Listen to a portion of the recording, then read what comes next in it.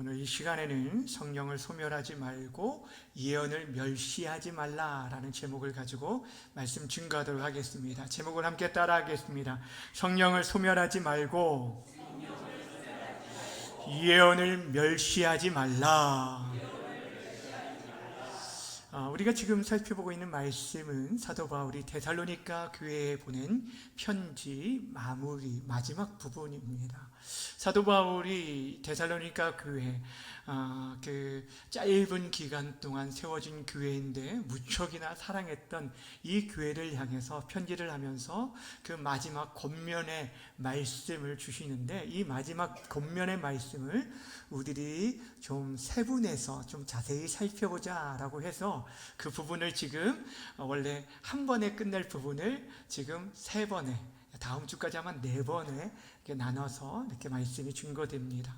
그러면서 마지막 권면 가운데 우리에게 중요한 관계의 부분들, 특별히 누구와의 관계를 중요시 여겼냐면 목회자와의 관계와 또 성도와의 관계, 특별히 연약한 성도들을 어떻게 돌봐야 할 것인지, 또 목회자를 어떻게 우리가 귀히 여기며 또 섬겨야 할 것인지에 대한 내용을 하고, 그리고 지난 시간에 우리를 향한 하나님의 뜻이 있다라고 하면서 우리들이 잘 알고 있는 세 가지에 대해서 말씀했죠. 뭐가 있죠? 항상 기뻐하라, 쉬지 말고 기도하라, 범사에 감사하라. 이것이 우리를 향한 하나님의 뜻이다 라고 말씀을 드렸어요.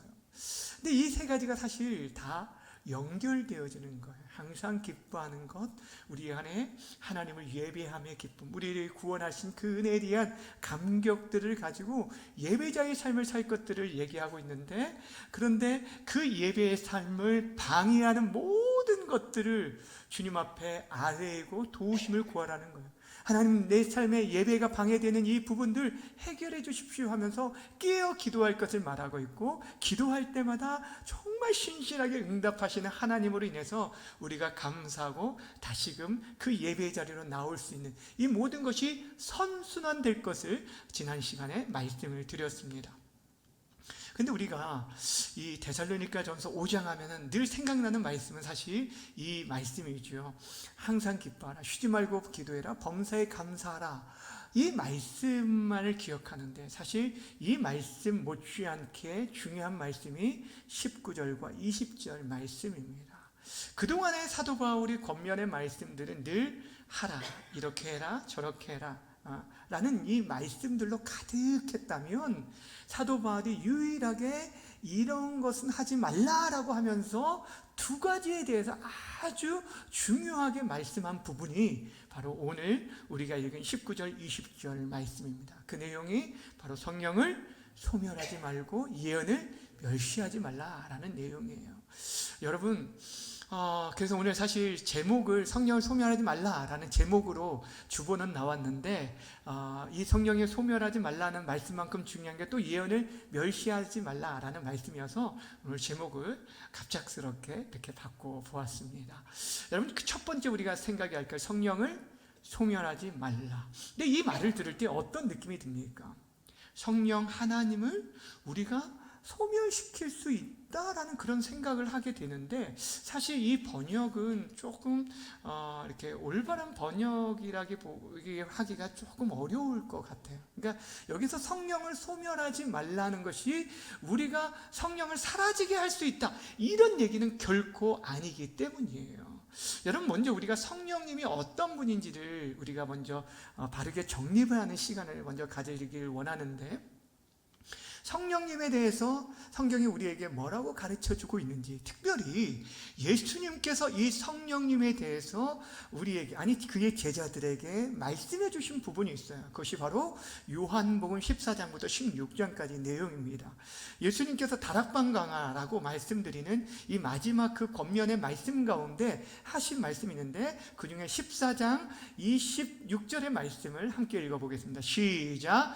보혜사 곧 아버지께서 내 이름으로 보내실 성령, 그가 너희에게 모든 것을 가르치고 내가 너희에게 말한 모든 것을 생각나게 하리라. 자, 이 말씀을 보면 성령님에 대해서 몇 가지를 가르쳐주고 있는데, 그분에 대해서 먼저 보혜사라고 이렇게 가르쳐주고 있고, 두 번째는 하나님께서 보내주시는 분이다라고, 자신의 이름을 통해, 자신의 이름으로 하나님께서 보내실 분이 바로 이 성령님이시다. 그리고 세 번째는 우리에게 모든 것을 가르쳐 주시는 분이고 생각나게 하시는 분이다 라고 말씀하고 있어요. 이렇게 성령님에 대해서 우리에게 가르쳐 주시는데, 그 가운데 우리가 생각해야 할 단어가 뭐냐면 보혜사라는 단어입니다. 보혜사라는 말 사실 어렵죠. 제가 어렸을 때 보혜사 성령할 때 이 보혜사가 무슨 말인지 사실 몰랐어요. 근데 쉽게 말하면 보호해주고 은혜를 주시는 분이 바로 보혜사입니다. 근데 좀 어려운 말로 번역되어 있는데 한자로 되어 있지만, 사실 이 헬라어 파라클레토스라는 이 단어는 파라라는 것이 뭐뭐 옆에라는 뜻이에요. 뭐뭐 옆에, 파라. 클레토스라는 말은 위로자, 상담자, 중보자, 대헌자, 재판자, 이런 여러 가지 뜻을 가지고 있는데 우리를 보호해주고 지키시는 분이다. 즉 어디에서? 우리 옆에서 그렇게 우리를 보호하고 우리를 지키고 또 변호해주고 이러한 역할들을 감당하시는 분이 바로 보혜사라는 것입니다. 여러분은 그런데 이 파라클레토스, 이 성령님에 대해서 보혜사라는 표현이 15장에서도 얘기하고 있는데, 근데 그 전에 또 어떤 얘기를 하시냐면, 이 성령님께서 어떠한 우리 가운데 어떻게 역사하시는지에 대해서도 14장 16절과 17절에서 이렇게 말해주고 있어요. 함께 읽어보겠습니다. 시작. 내가 아버지께 구하겠으니 그가 또 다른 보혜사를 너희에게 주사 영원토록 너희와 함께 있게 하리니 그는 진리의 영이라. 세상은 능히 그를 받지 못하나니 이는 그를 보지도 못하고 알지도 못함이라. 그러나 너희는 그를 아나니 그는 너희와 함께 거하시며 또 너희 속에 계시겠습니다. 아멘. 자, 여기서도 우리에게 가르치는 게 있어요. 그분은 진리의 영이다 라고 말씀해주고, 그분이 우리와 영원히 함께 있을 것이다. 그리고 어디 속에 계시다고요? 너희 속에 있을 것이다. 즉 여러분, 성령님은 우리와 함께 하시는 분입니다. 그리고 우리 속에 계시는 분이에요. 진리의 영이셔요. 그런데 예수님께서 어떤 얘기를 하냐면, 지금 제자들에게 내가 이제 얼마 후면 너희를 떠나게 될 것이다, 하나님 앞에 갈 것이다, 처소를 예비하러 갈 것이다 라고 얘기를 하셨어요. 그러면서 뭐라고 얘기했냐면, 하나님께서 너희에게 보내주실 성령님에 대해서 소개할 때 또 다른 보혜사를 너희에게 보낼 것이다 라고 말했어요. 자, 뭐라고 말했다고요? 또 다른 보혜사. 자, 그렇다면 지금 보혜사가 계시는데 또 다른 보혜사로 성령님을 보내실 거다라고 말씀하셨으면, 지금 계시는 보혜사는 누구라는 것을 말해줄까요? 예수님 자신을 말하는 거예요. 근데 이것이 중요해요. 자, 무슨 말이냐면 예수님이 바로 보혜사로 우리와 함께 하셨던 분이라는 것을 알려주고 있어요. 여러분, 요한 1서 2장 1절에 보면 예수님에 대해서 이렇게 소개해주고 있어요. 잘 보세요. 함께 읽습니다. 시작. 나의 자녀들아, 내가 이것을 너희에게 쓰면 너희로 죄를 범하지 않게 하려 함이라. 만일 누가 죄를 범하여도 아버지 앞에서 우리에게 대언자가 있으니 곧 의로우신 예수 그리스도시라. 아멘. 대언자라고 표현하고 있는 이 단어가 헬라어는 뭘까요? 파라클레토스, 예, 보혜사, 똑같은 단어예요. 그러니까 그분이 우리의 변호자로, 그분이 친히 우리 앞에, 우리 옆에 계실 것을 얘기하고 있어요. 그러니까 지금 예수님께서 친히 보혜사로 계셨어요. 그러니까 그분이 성령님께서 오셔서 어떤 일들을 하시냐면, 예수님께서 늘 그 제자들과 함께 하시고 그 제자들에게 말씀해 주시고 가르치시고 그를 보호해 주시고 인도해 주셨던 것처럼, 성령께서는 친히 우리 안에 계셔서, 우리 속에 계셔서 눈에 보이지 않지만 우리와 늘 함께 하시면서 진리로 우리를 가르치시고 우리를 보호하시고 우리를 변호해 주시는 분이 누구라고요? 성령 하나님이시요. 그러니까 그만큼 중요한 분이 성령님이에요. 그러니까 성령님은 어떤 하나의 그냥 파워, 능력이 아니에요. 그냥 성령 받아라 해가지고 받고 이런 것이 아니라는 것입니다. 여러분, 오늘 이 말씀이 여러분 우리에게 좀 중요하게 생각하셔야 하는 게 뭐냐면, 성경에 보면 다른 어떤 것들에 보다 성령과 관련된 죄에 대해서 아주 심각하게 경고해주고 있다는 걸 여러분 아실 거예요. 누가복음 12장에서도 말씀하고 있고 동일한 말씀이 마태복음 12장에서도 이렇게 말씀하고 있는데 함께 읽겠습니다. 시작. 그러므로 내가 너희에게 이르노니 사람에 대한 모든 죄와 모욕은 사하심을 얻되 성령을 모독하는 것은 사하심을 얻지 못하겠고, 또 누구든지 말로 인자를 거역하면 사하심을 얻되 누구든지 말로 누구를 거역하면요 성령을 거역하면 이 세상과 오는 세상에서도 사하심을 얻지 못하리다. 여러분, 보통 얘기할 때 성령 모독죄, 성령 회방죄 들어보셨죠? 성령을 모독하고 거역하는 것이 여러분 사함을 받지 못하는 죄라고 아주 엄히 경고하고 있는 것을 보게 되어주죠. 여러분, 그래서 예배소서에서는 뭐라고 얘기하냐면 성령을 근심하게 하지 말라. 오늘 본문에서는 뭐라고 하냐면 성령을 소멸하지 말라라고 얘기하고 있어요.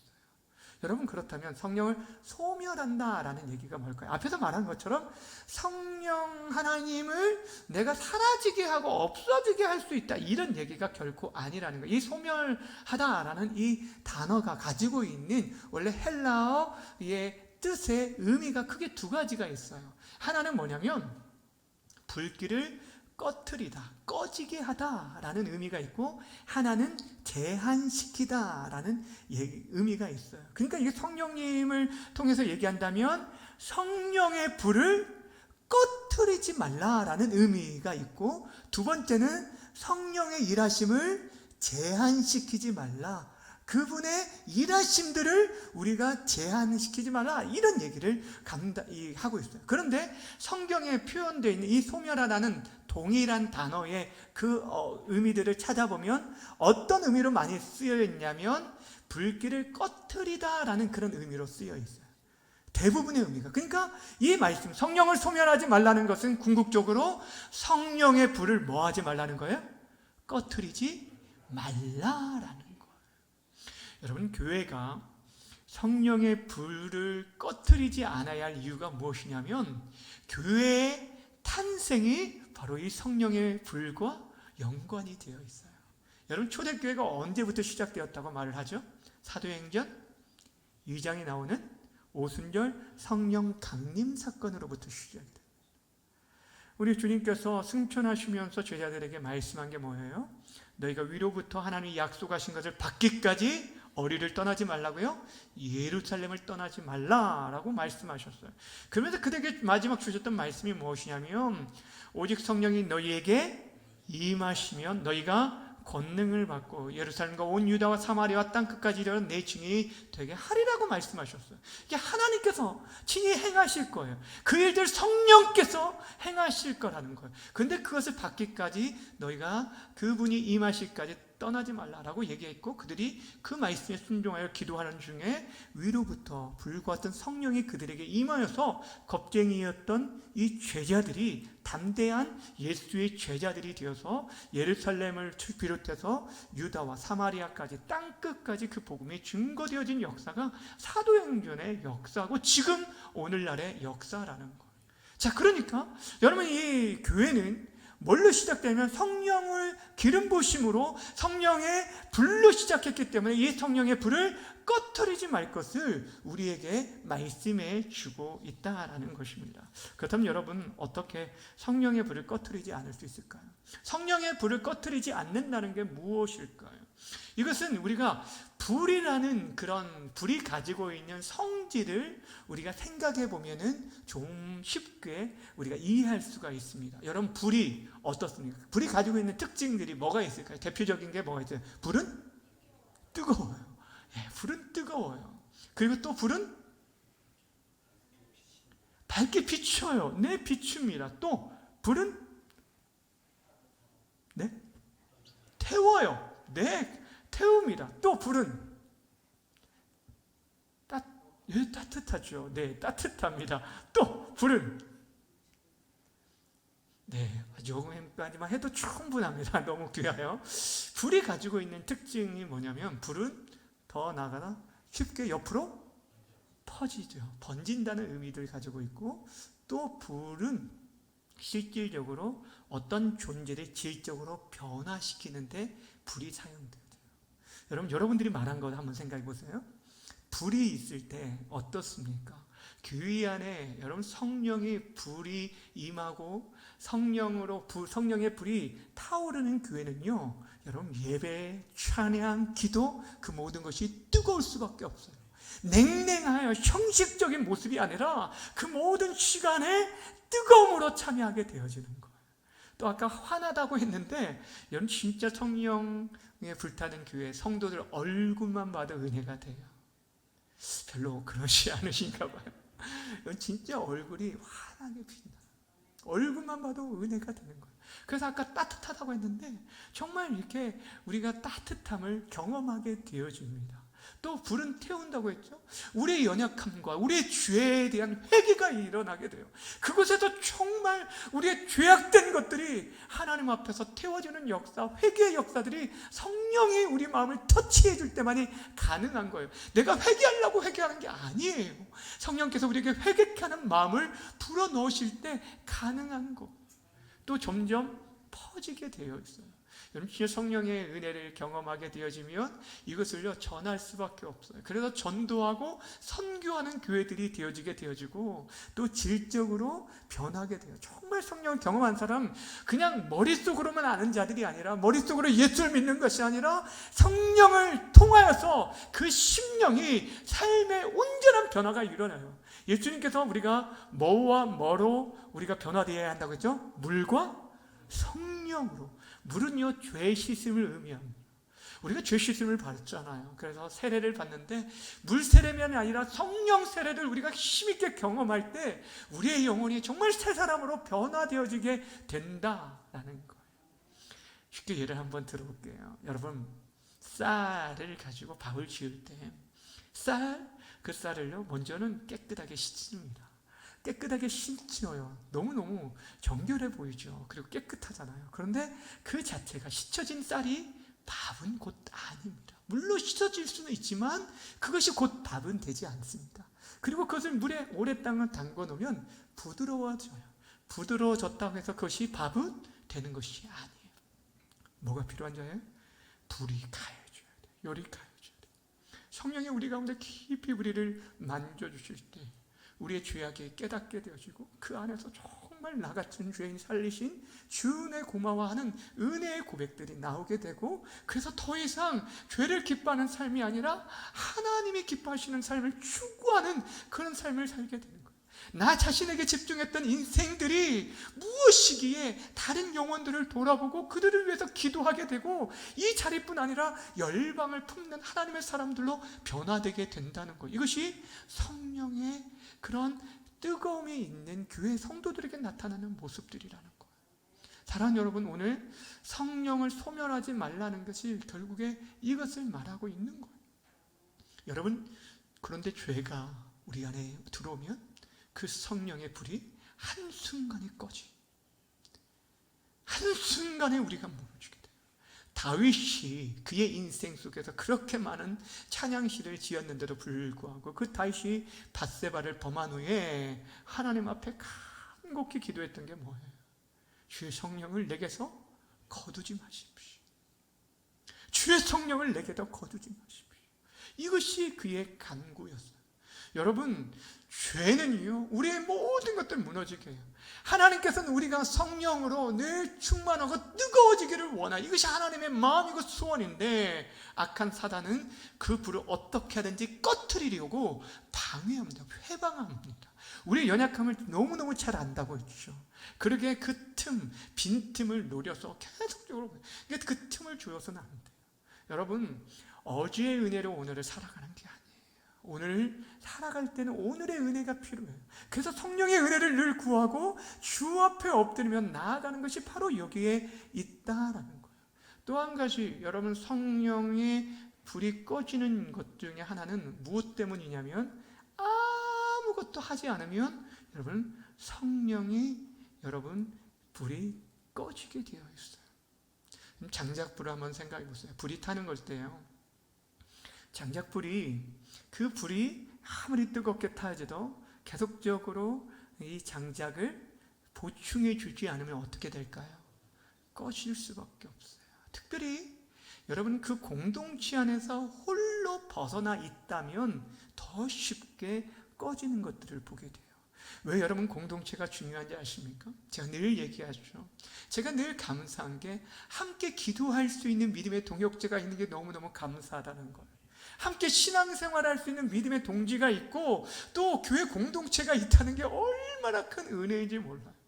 아파할 때 위로해주고 기도해주는 믿음의 성도들이 있는 거, 연약할 때 손잡아주고 위로해주는 그런 공동체가 있는 게 얼마나 감사한지. 여러분, 나 혼자 열심히 성경 읽고 말씀 묵상하고 뜨거워질 수 있는데 한계가 있다는 거. 내가 좀 연약할 때가 있어요. 내가 지금 막 꺼져가려고 하더라도 옆에 사람이 막 뜨겁게 하나님의 은혜 가운데 권면하고 또 함께 기도하자고 권면할 때 같이 붙어만 있어도 여러분 그 불이 붙게 되어져 있어요. 그 은혜가 흘러가게 되는 거예요. 여러분, 목회자가 늘 성령 충만하도록 여러분 기도하셔야 할 이유가 여기에 있는 거예요. 그 기름 부심이 강단을 통해 여러분에게 흘러가기 때문이에요. 아멘이십니까? 축복합니다. 예, 아멘 크게 하신 분들 축복합니다. 이거는 저를 위해서 여러분 간구하라는 게 아니에요. 제가 늘 얘기하죠. 너무너무 중요한 일이에요. 목회자를 위해서 왜 기도하고 왜 존중이 여기에 하는 이유가 바로 여기에 있는 거예요. 여러분, 우리가 진짜 성령 안에서 정말 우리가 뜨거워지고 잘 준비되어지면, 여러분 불을 비춰보셔서 알지만 그 생나무도 나중에 정말 뜨겁게 타오르면 생나무도 어떻게 돼요? 그렇죠. 그게 은혜예요. 생나무도 붙어 있으면 뜨겁게 타오르는 그런 성도들 옆에 있으면요, 거기에다가 어떤 나무를 두어도 다 태우고도 남는 불이 붙게 되어져 있어요.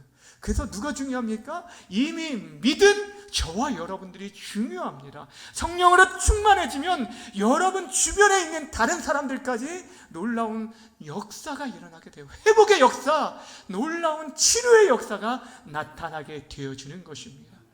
사랑하는 여러분, 성령을 소멸치 아니하고 성령이 뜨겁게 타오르는 그런 저와 여러분들이 다 되어지기를 주님의 이름으로 축원합니다.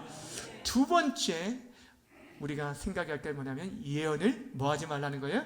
멸시치 말라는 거예요. 여러분, 이 예언을 멸시치 말라라는 이 말씀 가운데서도 예언이라는 게 무엇인가를 먼저 생각해 봐야 돼요. 예언이라는 게 뭘까요?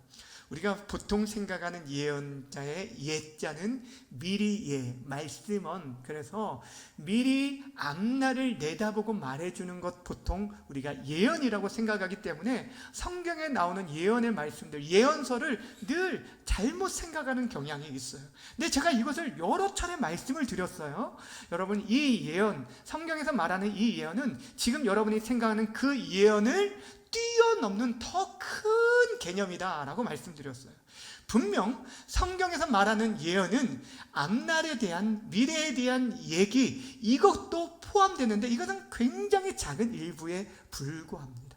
성경이 말하는 예언의 예자는 맡을 예자를 써요. 맡겨졌다라는 예자를 써요. 그러니까 여러분, 은행에 돈을 맡긴 걸 뭐라고 해요? 금이라고 하는 이 예자를 쓰는 것처럼 성경, 하나님의 말씀을 맡은 것이 바로 예언이를 말하는 거예요. 근데 예언의 말씀, 맡아진 이 말씀, 하나님께서 우리에게 맡겨준, 특별히 선지자와 그 대언자에게 맡겨진 그 말씀 안에는 분명 미래에 대한, 일어날 일들에 대한 말씀이 분명 있지만 성경 전체의 예언의 말씀에 아주 적은 분량에 불과하고 대부분은 그 당시 백성들에게 직접 주셨던 말씀이었다는 거예요. 근데 하나님께서 일하실 때 어떻게 일을 하시냐? 잘 보세요. 하나님께서 하나님의 말씀을 누구에게 먼저 계시해 주시냐면 그의 선지자와 대언자들에게 계시해 줍니다. 그리고 이들이 청중들인 백성들에게 선포하심을 통해서 말씀이 전해지게 돼요. 이 과정을 통과하게 됩니다. 이게 왜냐하면 하나님께서는 이 말씀을 그대로 주시지 않아요. 우리를 직접 다스릴 수 있지만 왕을 통해서도 이런 것을 하시고 우리에게 직접 임하실 수 있지만 여러분 대제사장을 통해서 일하시는 것은 무엇 때문이냐면 여러분 거룩하신 하나님을 그의 백성들이 직접 배울 수 없었기 때문이었어요. 그래서 하나님께서 구별된 기름 부은 자들을 통하여서 일하신 것들을 보게 됩니다.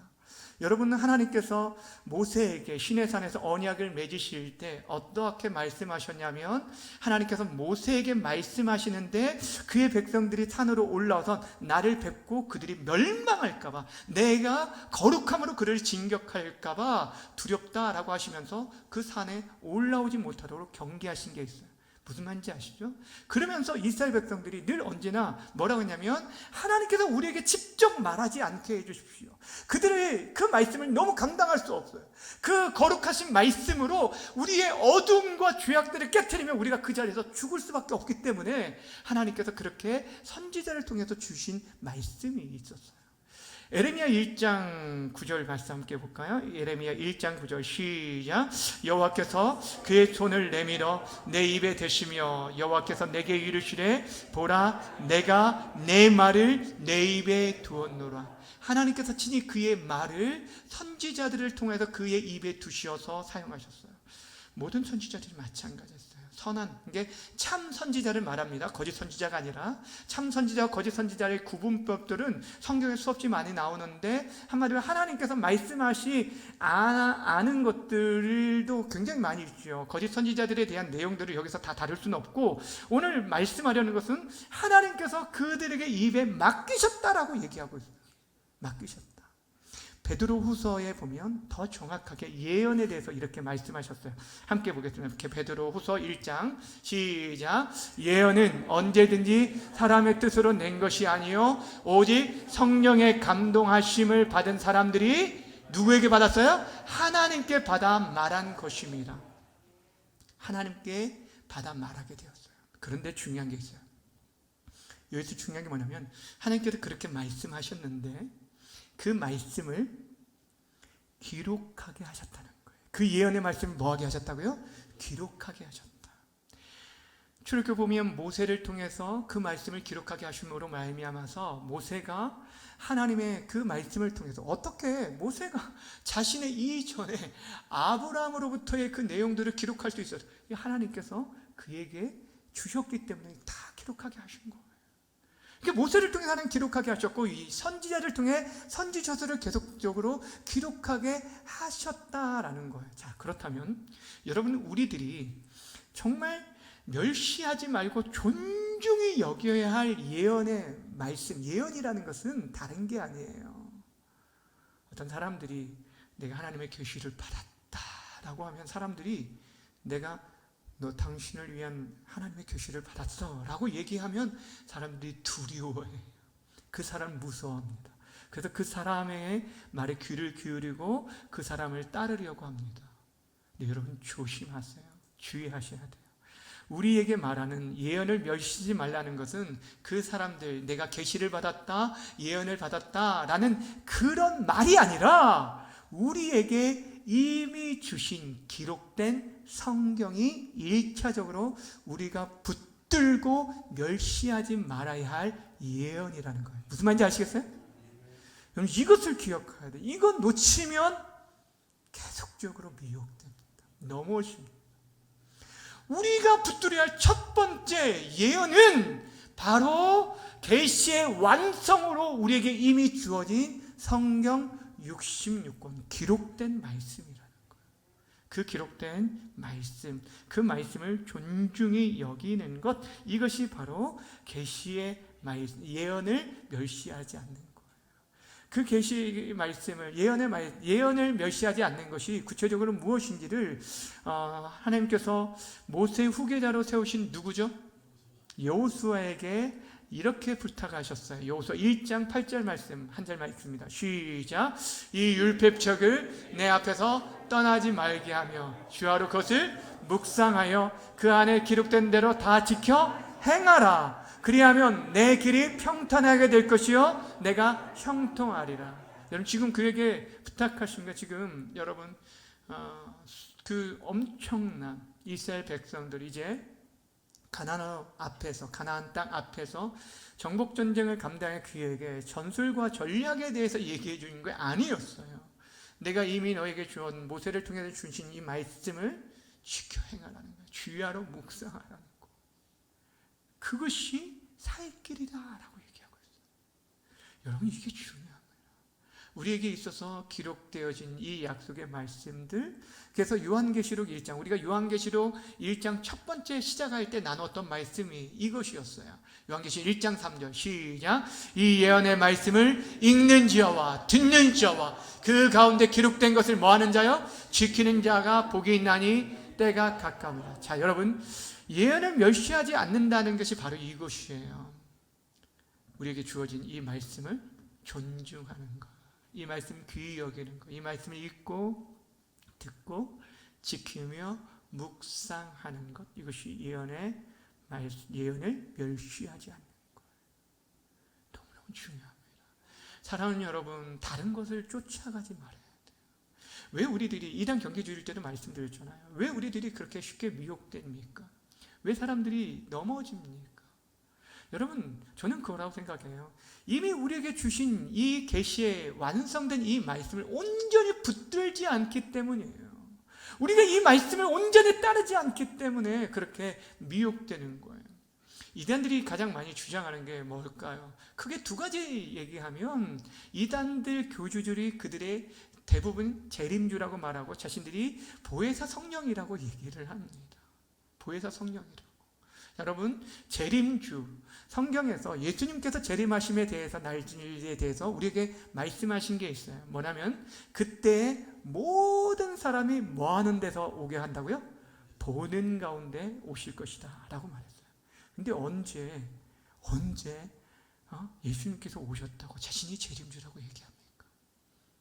그러니까 여러분, 전혀 그런 것들에 현혹될 필요가 없다라는 거예요. 그들이 보혜사 성령, 자신의 교주들이 보혜사 성령이라고 얘기하는데, 여러분 그것도 미혹될 이유가 없는 이유가 뭘까요? 보혜사 성령님은요, 언제요? 제자들에게 약속하셨고 제자들에게 주실 뿐 아니라 그때부터 지금까지 영원히 계셔야 하는 분이에요. 우리 안에 계시는, 보이는 분이 아닌데 그들은 눈으로 보이는 교주를 자신의 보혜사 성령이라고 말하는 거, 말도 안 되는 거예요. 또 이단들이 주장하는 것 중에 하나가 뭐예요? 시한부 종말론들이 있어요. 날짜, 하나님께 계시를 받았다는 거예요. 꿈의 환상 가운데 만났다는 거예요. 진짜? 야, 해서 혹하게 됩니다. 이러이러한 말씀을 해가지고 다니엘서나 여러 가지 그 계시, 묵시 말씀을 자신들 나름대로 막 풀어서 얘기해요. 예전에 안산홍이 그랬었잖아요. 근데 2012년에 정말로 예수님이 다시 재림하셨나요? 그렇지 않았잖아요. 1992년 10월 28일에 왔나요? 안 왔잖아요. 이게 다 여러분 왜 무엇에 근거해서 말해야 하냐면, 여러분 그날과 그 시는 누구도 모른다고요? 아들도 모른다고. 그 아버지께 속한 권한이라고 말했어요. 하나님만이 아신다고 했는데 그들이 깨달아 알았다, 나에게 하나님께서 계시해 줬다, 다 가짜라는 거예요. 왜 그들 분별하지 못하냐는 거예요. 성경이 우리에게 말하는 것은 예언을 멸시하지 말라는 건 다른 얘기가 아니에요. 우리에게 이미 주어진 이 계시의 말씀, 기록된 성경의 말씀을 붙들 것을 얘기하고 있어요. 이사야 말씀 함께 읽도록 하겠습니다. 8장 20절 말씀, 우리가 따라야 할 말씀이 뭔지 시작. 마땅히 율법과 증거의 말씀을 따를지니 그들이 말하는 바가 이 말씀에 맞지 아니하면 그리 정녕 아침빛을 보지 못하고 멸망할 것을 얘기하고 있어요. 무슨 말인지 아시겠어요? 우리가 붙들어야 할 게 바로 기록된 계시의 말씀입니다. 또 한 가지가 그 계시의 말씀에 근거하여 그 말씀을 바르게 해석하는 선포된 말씀을 순종하며 나아가야 돼요. 그래서 우리가 이미 살펴봤던 데살로니가 전서 2장에서 사도 바울이 데살로니가 성도들에게 칭찬했던 말씀이 뭐예요? 너희 말씀을 받되 어떻게 받았다고 얘기합니까? 사람의 말로 받지 아니하고 하나님의 말씀으로 받았다. 이거를 칭찬했어요. 정말 여러분들이 중요하게 여기까지 이 두 가지, 계시 기록된 말씀, 우리에게 이미 완성으로 주어진 성경의 말씀을 멸시치 않을 뿐 아니라 선포된 그 말씀에 근거한 것을 얘기하는 거예요. 자의적으로 자신의 욕망을 채우기 위한, 자신의 교회를 주장하기 위한 어떤 특정 구절들만을 내세우는 게 아니라 성경 66권 전체를 통해서 우리를 구원하시고자 하는 하나님의 비밀인 예수 그리스도에 대한 그 진리의 말씀을 통하여서 전해지는 그 말씀을 여러분들이 하나님의 말씀으로 듣고 순종하며 나아가는 것이 계시 예언을 멸시하지 않는 일이라는 거예요. 오늘 두 가지를 나눴어요. 제가 오늘 이 말씀을 너무너무 중요하게 생각을 하는 것 중에 하나입니다. 여러분, 성령을 뭐 하지 말라고요? 소멸치 말라. 소멸한다는 것, 뭐냐면 성령의 불을 꺼트리지 말라라고 말했어요. 여러분, 성령의 불을 꺼트리지 않으시기를 바랍니다. 여러분들이 그 불로 뜨거워지고 또 그것이 빛을 비추고 또 우리의 죄악에 태워지고 또 우리의 질적으로 변화되어질 뿐 아니라 이 성령의 불이 점점 번지는 역사가 여러분을 통해 나타나지기를 바랍니다. 보혜사 성령, 우리 안에 계시는 진리의 영, 그분과 함께하고 있음을 여러분 기억하셔야 돼요. 또한 두 번째, 예언을 뭐 하지 말라고요? 멸시하지 말라. 우리에게 이미 기록된 성경의 말씀을 가장 존중히 여기고 성경을 사랑하는 자들 되시길 바랍니다.